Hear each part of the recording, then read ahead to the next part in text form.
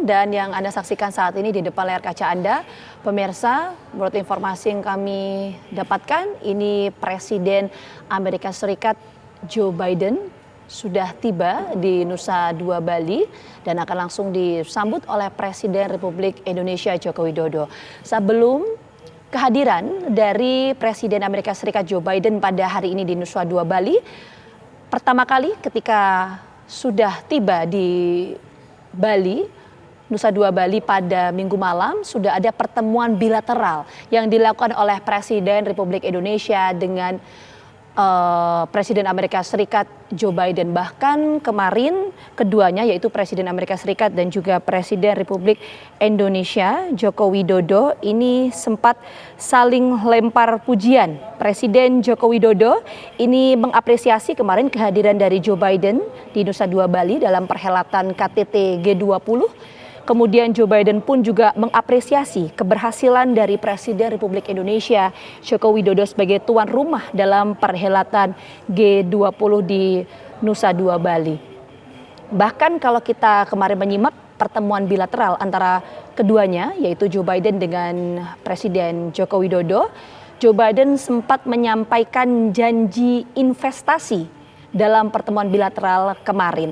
Nah, bahkan pemirsa, yang menariknya adalah ada 8 item rencana kerjasama antara Presiden Republik Indonesia Joko Widodo, dalam hal ini adalah pemerintah Indonesia, dengan pemerintah Amerika Serikat yang diwakili oleh Presiden Amerika Serikat Joe Biden. Tapi bagaimana kemudian realisasi dari 8 item kerjasama ini, tentu yang akan nanti kita tunggu bagaimana realisasi ke depan mengenai kontrak atau 8 item kerjasama antara Amerika Serikat dan juga Indonesia. Nah, Pak Indrajit, kita lihat tadi kehadiran, ini baru saja ya, kehadiran dari Presiden Amerika Serikat Joe Biden yang sudah hadir. Sebelumnya sempat ada pertemuan bilateral antara Presiden Jokowi dan juga dari pihak Joe Biden. Nah, menyambung sebetulnya ini sudah saya tanyakan sih tadi di awal ya Pak Indrajit ya, sebelum Presiden Amerika Serikat Joe Biden ini hadir. Kenapa tadi saya tanyakan di awal? Karena ini yang kemudian menjadi atensi publik, jadi sorotan dunia juga, pertemuan antara Amerika Serikat dan juga Indonesia. Dengan 8 item kerjasama investasi itu, apa yang kemudian bisa kita maknai dari rencana kerjasama ini antara Indonesia dan Amerika Serikat, Pak Indrajit?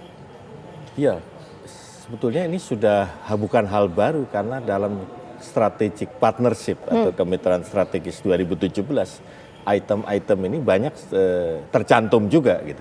Jadi ini kayak semacam daur ulang aja. Yang jadi persoalan adalah apakah motif geopolitik Amerika terlayani tidak di dalam, karena ini kan kayak iming-iming aja, yang 8 item itu. Oke, menurut kalau Anda ini jalan, ini terakomodir tidak? Mengingat adanya pertarungan yang kerat di dalam istana sendiri antara yang pro Cina dan pro Amerika, itu sulit. Selain kita sendiri, lepas soal polarisasi, memang tetap punya insting untuk tetap mengacu pada politik luar negeri yang bersifat bebas aktif tadi ya. Jadi kecenderungan untuk setiap ada upaya untuk menarik ke salah satu kutub selalu akan geser ke tengah lagi gitu. Nah, persoalannya adalah setiap kita ke tengah, kita tidak punya satu konsep alternatif gitu. Nah, tapi sudah jelas saya cenderung pesimis kalau melihat kemitraan strategis Amerika Cina, karena itu tadi, itu iming-iming. Nah, sementara problem pokok dari Biden adalah motif geopolitik melalui Indo-Pacific strategi. Oke, tadi itu motif geopolitik dari Amerika Serikat, dari Joe Biden. Tapi kalau untuk Indonesia sendiri seperti apa Pak Indrajit? Dari pertemuan ini, pertemuan kedua pihak ini? Saya kira kita akan tetap dalam kerangka ASEAN, dan itu acuan dari US ASEAN Summit di Washington beberapa bulan lalu, itu saya kira tetap menjadi catatan. Dan itu saya kira bukan Indonesia saja, banyak yang ilfeel dengan Amerika dengan acuan tadi itu, bantuan-bantuan ekonomi yang seharusnya, karena ngajak persekutuan harusnya kan serius, misalnya dalam itu tadi ya, ternyata 150 miliar US dollar itu untuk 10 negara, ternyata Cina juga dengan jumlah yang sama, tapi hanya khusus bantu kota Manila terkait mengatasi kemacetan lalu lintas. Itu kan gambaran bahwa Cina itu lebih mengajak persekutuan, tidak banyak syarat terkait politik demokrasi, HAM dan lingkungan hidup. Kedua, tidak ada embel-embel yang mengarah bahwa kami ini senior partner, Anda junior. Tapi mengembangkannya secara elegan dengan cara multipolar tadi. Jadi blok-blok ekonomi yang seakan-akan mikro kayak BRICS itu, tapi kan melibatkan Rusia, Cina, walaupun ada Brasil itu. Maka yang menarik, BRICS sekarang tuh mau dikembangkan ini Mbak Vita, BRICS tuh BRICS Plus. Nah, banyak negara yang mulai diajak, India, Pakistan, malah mungkin titik dari beberapa Timur Tengah.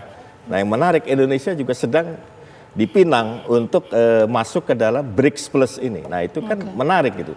Karena banyak konflik-konflik kayak India-Cina, itu kan banyak dari border dispute, dari era Perang Dingin, itu bisa, meleleh di situ, nguap di dalam itu, walaupun ini tetap laten ya, kayak persoalan Kashmir segala macam. Tapi karena terlibat di BRICS, sinergis gitu. Nah, ini Indonesia juga sedang dipersuasi dari tentunya dalam hal ini kepentingan dari Cina ya untuk libat dalam BRICS ya.